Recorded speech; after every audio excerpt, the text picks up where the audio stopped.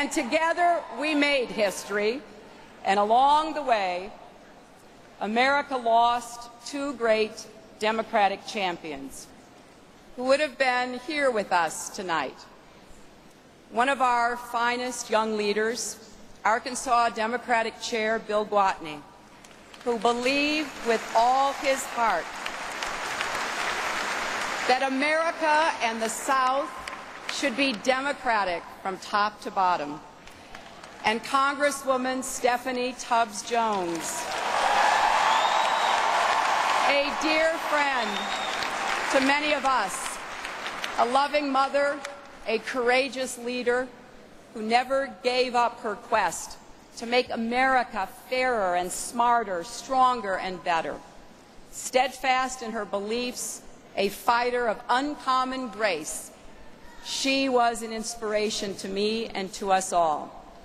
Our heart goes out to Stephanie's son, Mervyn Jr., and Bill's wife, Rebecca, who traveled here to Denver to join this family of Democrats.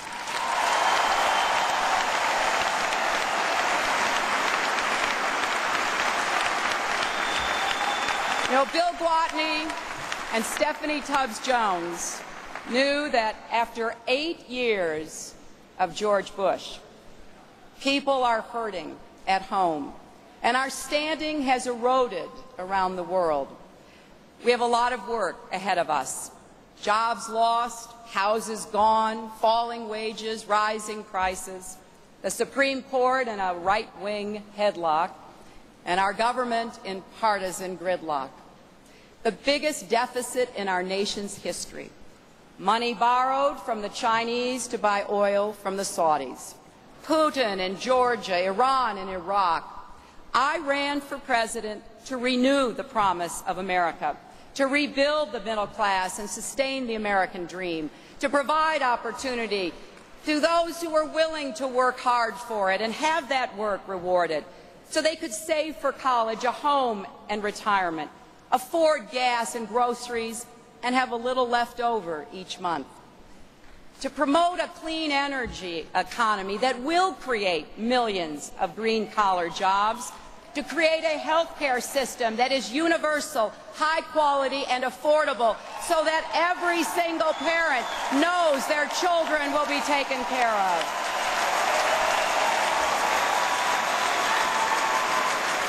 We want to create a world-class education system and make college affordable again, to fight for an America that is defined by deep and meaningful equality, from civil rights to labor rights, from women's rights to gay rights, from ending discrimination to promoting unionization, to providing help for the most important job there is, caring for our families, and to help every child live up to his or her God-given potential, to make America once again a nation of immigrants and of laws, to restore fiscal sanity to Washington and make our government an institution of the public good, not of private plunder, to restore America's standing in the world, to end the war in Iraq, bring our troops home with honor, care for our veterans, and give them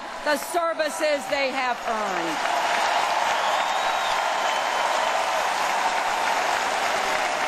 We will work for an America again that will join with our allies in confronting our shared challenges, from poverty and genocide to terrorism and global warming.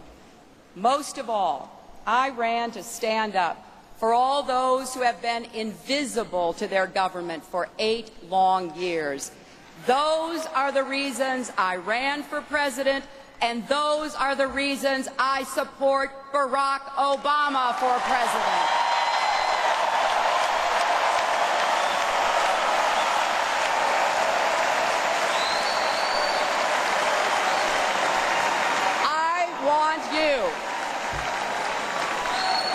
I want you to ask yourselves, were you in this campaign just for me? Or were you in it for that young Marine and others like him? Were you in it for that mom struggling with cancer while raising her kids? Were you in it for that young boy and his mom surviving on the minimum wage? Were you in it for all the people in this country who feel invisible?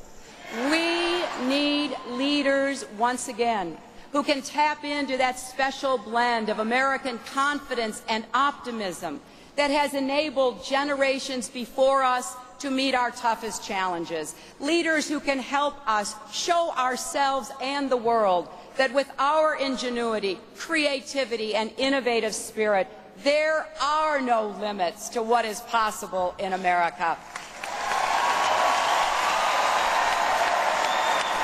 Now, this will not be easy. Progress never is. But it will be impossible if we don't fight to put a Democrat back into the White House. We need to elect Barack Obama because we need a president who understands that America can't compete in the global economy by padding the pockets of energy speculators while ignoring the workers whose jobs have been shipped overseas. We need a president who understands we can't solve the problems of global warming by giving windfall profits to the oil companies while ignoring opportunities to invest in the new technologies that will build a green economy.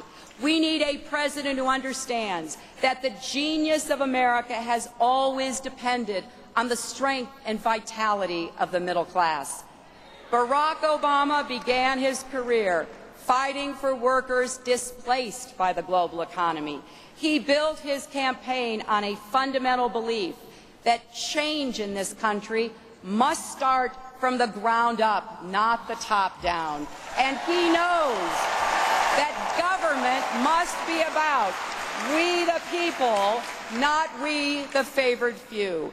And when Barack Obama is in the White House, he'll revitalize our economy, defend the working people of America, and meet the global challenges of our time. Democrats know how to do this. As I recall, we did it before with President Clinton and the Democrats.